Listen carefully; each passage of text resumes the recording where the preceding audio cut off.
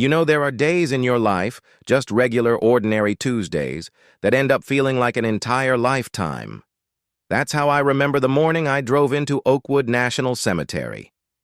It was the funeral of General Marcus Thorne, a legend, the kind of four-star general whose ribbons probably weighed more than my car, and you could feel the weight of it all in the air that morning, heavy and holy.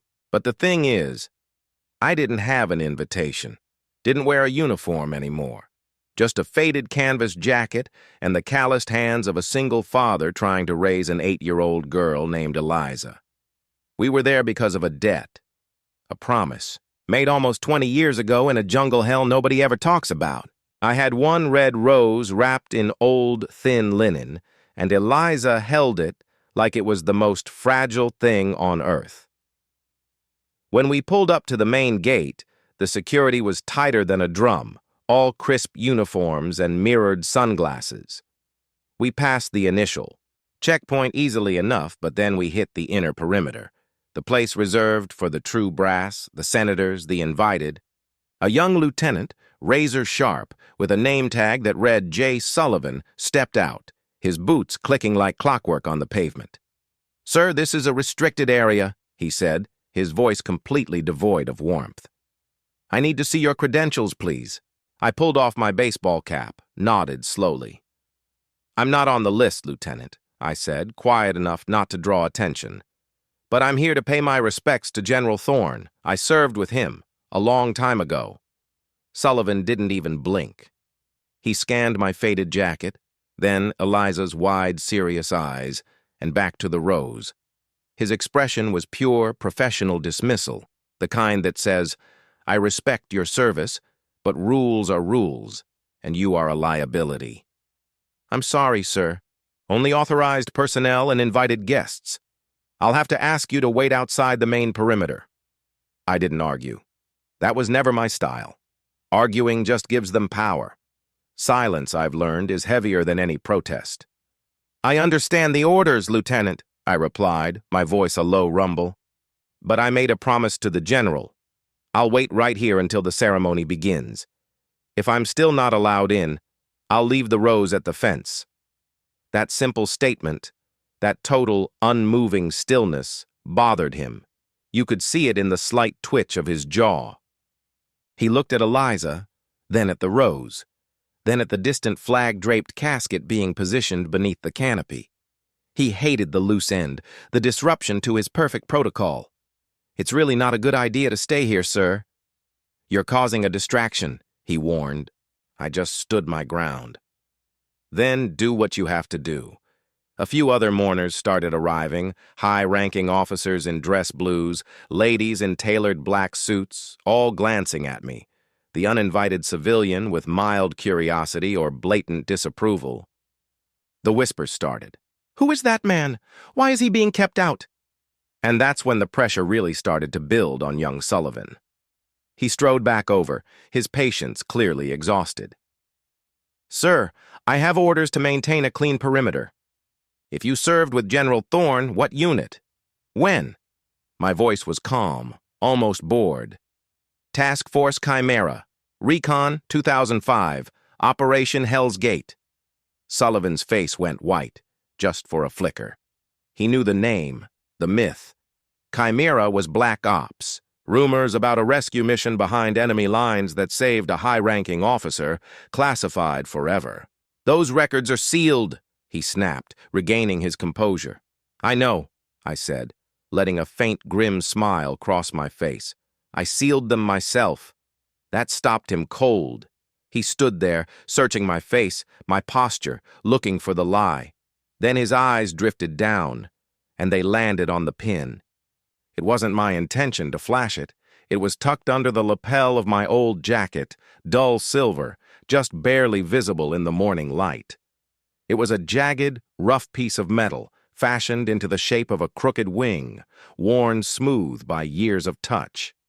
"What is that?" Sullivan demanded. "That's not regulation." "It's not official," I said softly. "It's real.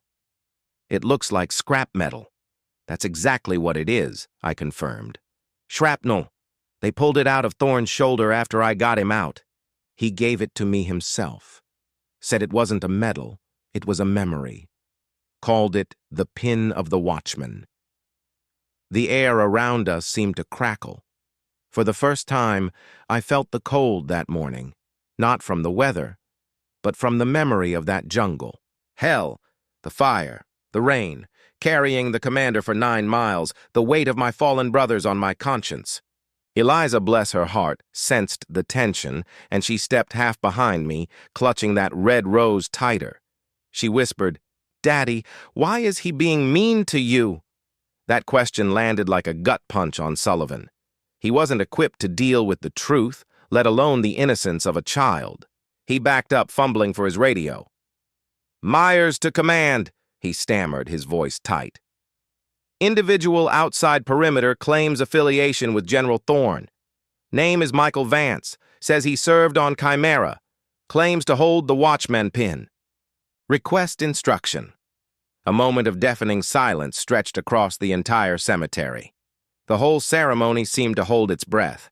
And then, a voice cut through the static, sharp, feminine, and terrifyingly clear.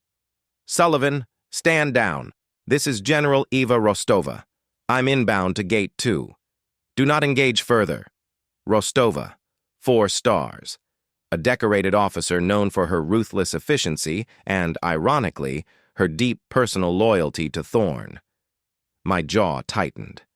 I knew if she was coming, this was either going to end very, very badly or finally end right. We didn't have to wait long. A few minutes later, 3 black SUVs, gleaming obsidian, rolled onto the access road. They didn't stop at the main stage. They drove straight toward us.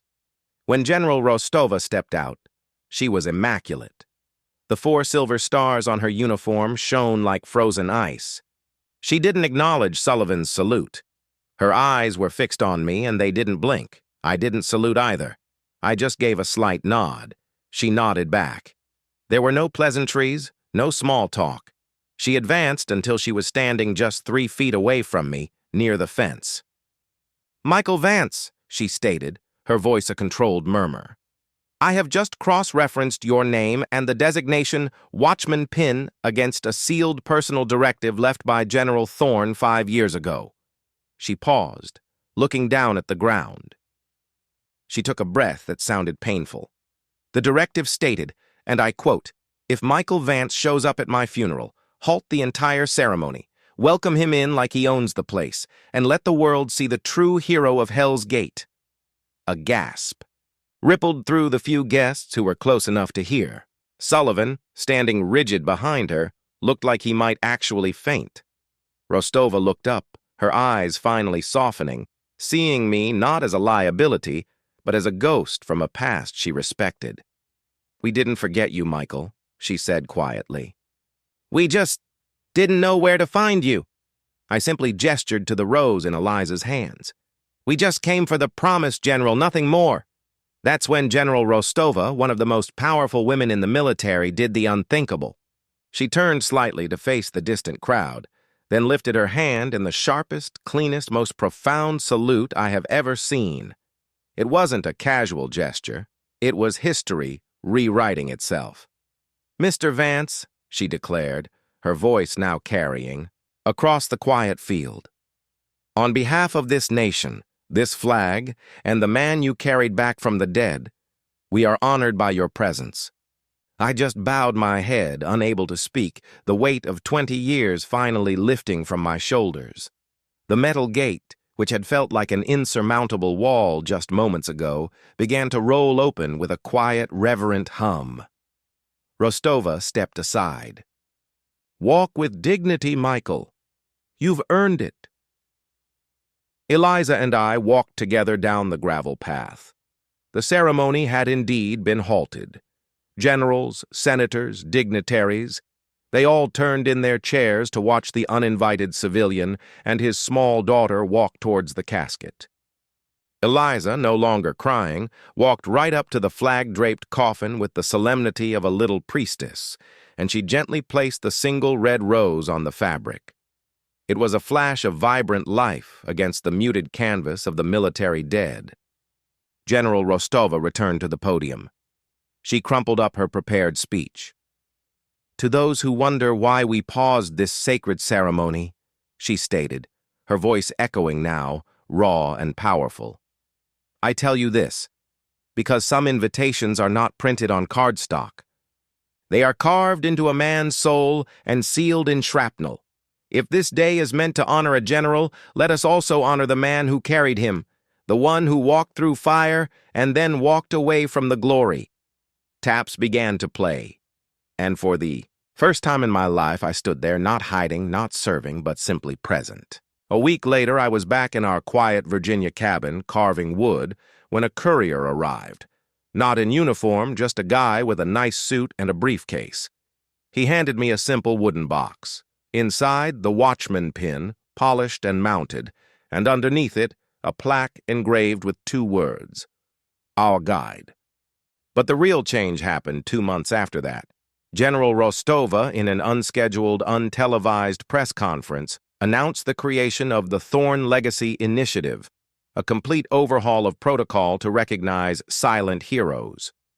She held up my pin, the scrap metal, and declared it the symbol for a new, non-combat commendation awarded to those who acted with quiet, profound courage.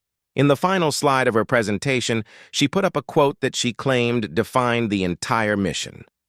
It was my 6 words to Sullivan that day. Tell them this Michael Vance is present. I never sought the spotlight. I never went back to the military. But the system, the cold, rigid, beautiful machine, finally stopped, looked back, and listened. I'm telling you this story now because sometimes the greatest battles aren't won with shouts and medals. They're won with dignity, a small red rose, and the unwavering conviction of a man who knew his silence was louder than any general's speech. But here's the thing, and I want to know what you think. General Rostova changed the rules for me, the guy who saved her mentor. Is that real justice, or is it just another system, only recognizing the quiet heroes whose sacrifice served the powerful? How many quiet heroes, the ones who didn't save a general, are still standing outside the gate? Let me know what you think in the comments below. Was the ultimate act of honor that day the salute?